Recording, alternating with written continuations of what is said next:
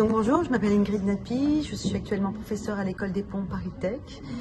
Je suis économiste et je travaille sur l'immobilier et la ville durable depuis une bonne trentaine d'années en France et à l'étranger. Pouvez-vous nous expliquer les thèmes que vous avez traités aujourd'hui au Salon CIPCA? Alors le salon CIPCA est le salon immobilier bas carbone et comme vous pouvez le comprendre, le bas carbone fait partie du développement durable et donc des sujets, des thématiques propres au développement durable. Alors plus particulièrement au salon immobilier bas carbone, j'ai animé hier une conférence dédiée à la recherche parce que c'est très bien de communiquer sur les entreprises qui ont pour objectif, parce que c'est également la loi, et de décarboner, mais quelles en sont réellement les possibilités pour les chercheurs de poursuivre leurs recherches sur ces sujets. Donc j'avais le plaisir d'avoir des chercheurs d'écoles d'architecture et d'écoles d'ingénieurs, c'est-à-dire de la maîtrise d'œuvre, qui sont confrontés directement aux problématiques du bas carbone dans le bâtiment. Et cette journée aujourd'hui est consacrée aux talents, aux écoles et aux jeunes pour savoir comment on peut former les jeunes, mais également les moins jeunes, ceux qui sont de nos générations et qui s'intéressent à ces sujets très récents et où il faut agir très vite, comment on peut les former très vite à ces nouvelles problématiques.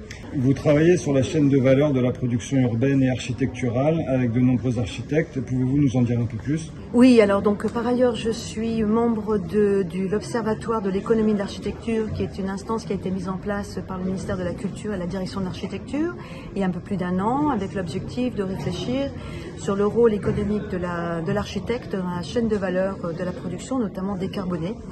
Il faut savoir que l'architecte est au cœur des enjeux entre la maîtrise d'ouvrage et la maîtrise d'œuvre.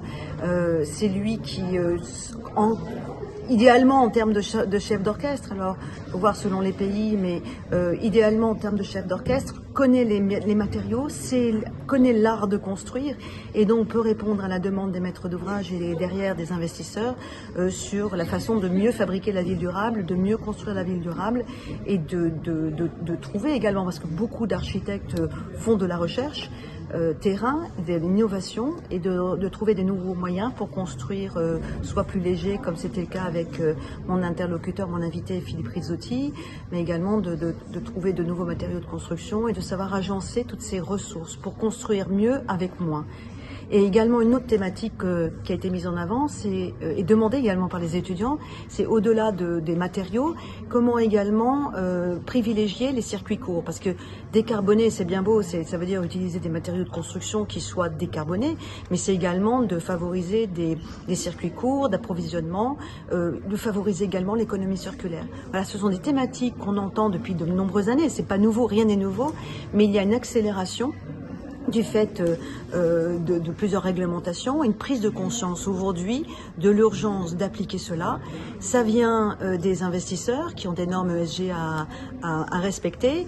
C'est demandé par les maîtres d'ouvrage parce qu'on ne peut plus construire autrement. Et maintenant, la maîtrise d'œuvre doit s'en emparer également. Le but de chacun des parties prenantes pour la maîtrise d'œuvre, c'est de créer de nouveaux usages, de se focaliser sur le bien-être, de se focaliser sur la valeur d'usage et surtout de savoir faire, de savoir construire et de connaître les matériaux et de construire même, d'innover dans de nouveaux matériaux bas carbone. Donc on voit bien que durant mes plus de 30 ans de recherche, on voit que le curseur est en train de se déplacer.